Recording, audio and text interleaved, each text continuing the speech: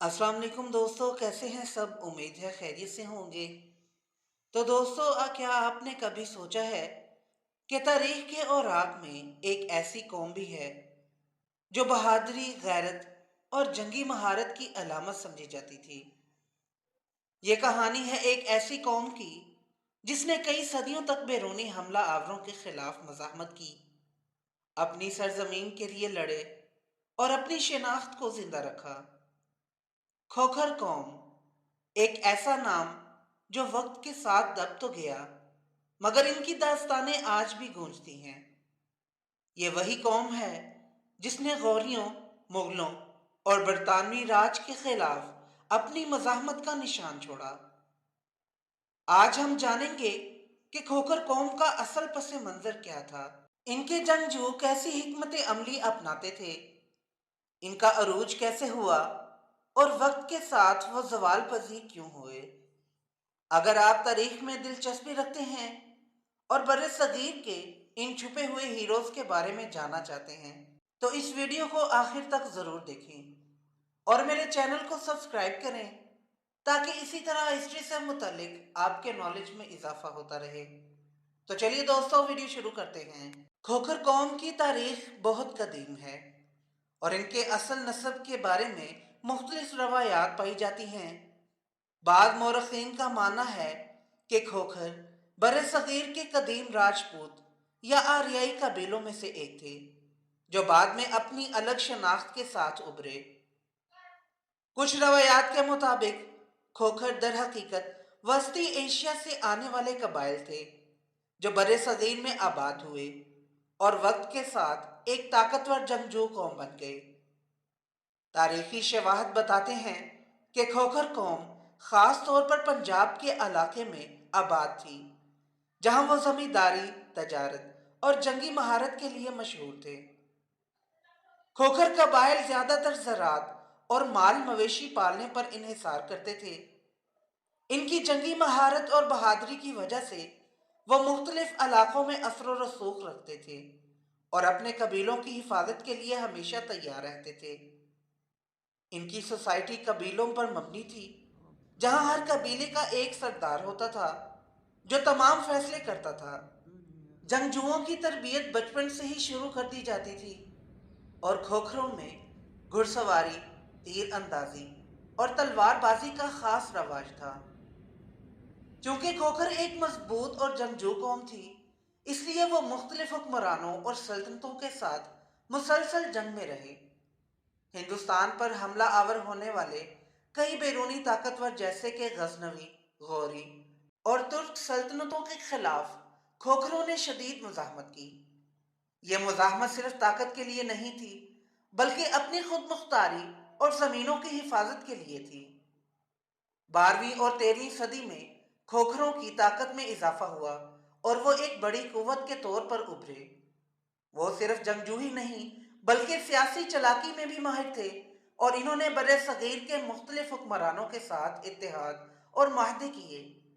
कुछ खोखरों सरदारों ने मुख्तलिफ मुस्लिम और हिंदू हुक्मरानों के दरबारों में अहम ओहदे भी हासिल किए, जिससे इनकी सियासी ताकत मजीद बढ़ गई। खोखर कौम की तारीख में सबसे ज्यादा नुमाया दौर वो है जब इन्होंने मुख्तलिफ मुस्लिम सल्तनतों के साथ जंगें लड़ी, खास तौर पर गोरियों, तगलकों, खिलजियों और बाद में मुगलों के खिलाफ खोखरों ने शदीद मज़ाहमत की। शहाबुद्दीन गौरी के खिलाफ बगावत 1192 ईस्वी में जब शहाबुद्दीन गौरी ने हिंदुस्तान पर हमला किया और पृथ्वीराज चौहान को शिकस्त दी, तो खोखरों ने गौरी के खिलाफ मज़ाहमत की और कई जंगों में इसके लश्कर को नुकसान पहुंचाया। कत्ले गौरी 1206 में खोखर जंगजुओं ने गौरी फौज पर हमला किया और बाज रवायात के मुताबिक शहाबुद्दीन गौरी को कत्ल किया। इसके बाद दिल्ली सल्तनत के इब्तदाई हुक्मरानों ने खोखरों को दबाने के लिए कई फौजी मुहिमात चलाई, लेकिन खोखरों ने अपनी आज़ादी की जंग जारी रखी। तगलक और खिलजी दौर जब खिलजी और तगलक खानदानों ने हुकूमत की, तब भी खोखरों की ताकत बाकी रही। बाज़ औक़ात इन्होंने सल्तनत के साथ इत्तेहाद किया, मगर ज़्यादातर मौक़े पर وہ اپنی خود مختاری کے لیے لڑتے رہے۔ چنگیز خان اور کھوکھر۔ جب چنگیز خان نے خوارزم شاہ کے پیچھے ہندوستان کی طرف پیش قدمی کی تو کھوکھروں نے اس کے خلاف بھی مزاحمت کی۔ اگرچہ چنگیز خان کا براہ راست کھوکھروں سے زیادہ ٹکراؤ نہیں ہوا، لیکن تاریخ بتاتی ہے کہ وہ ایک جنگجو قوم کے طور پر معروف تھے۔ مغل دور کی ابتدا۔ جب بابر نے ہندوستان میں قدم رکھا تو کھوکھر سرداروں نے اس کے خلاف مزاحمت کی، لیکن بعد میں بعض سرداروں نے مغلوں کے ساتھ اتحاد بھی کر لیا۔ کھوکھروں میں کئی نامور سردار گزرے ہیں جنہوں نے اپنے علاقوں میں مضبوط حکومت قائم کی اور جنگی حکمت عملی میں کمال حاصل کیا۔ جسرات کھوکھر۔ جسرات کھوکھر 15ویں صدی میں ایک زبردست جنگجو اور رہنما تھا جس نے دہلی سلطنت کے خلاف کئی مہمات چلائیں۔ اس نے سیالکوٹ، لاہور اور دیگر علاقوں میں اپنی حکمرانی قائم کی اور مغل بادشاہوں اور دیگر حکمرانوں کے لیے ایک بڑا خطرہ بن گیا۔ کئی تاریخی روایات کے مطابق جسرات نے سکھوں کے ابتدائی مخالفین میں سے بھی ایک اہم کردار ادا کیا۔ شاہ حسین کھوکھر۔ یہ ایک اور مشہور کھوکھر سردار تھا جس نے مغلوں کے خلاف سخت مزاحمت کی اور اپنی فوج کو منظم کیا۔ رائے سنگا اور کھوکھر اتحاد۔ راجپوت رہنما رائے سنگا کے ساتھ بھی کھوکھروں کے اتحاد کی خبریں ملتی ہیں، جنہوں نے مغلوں کے خلاف کئی معرکے لڑے۔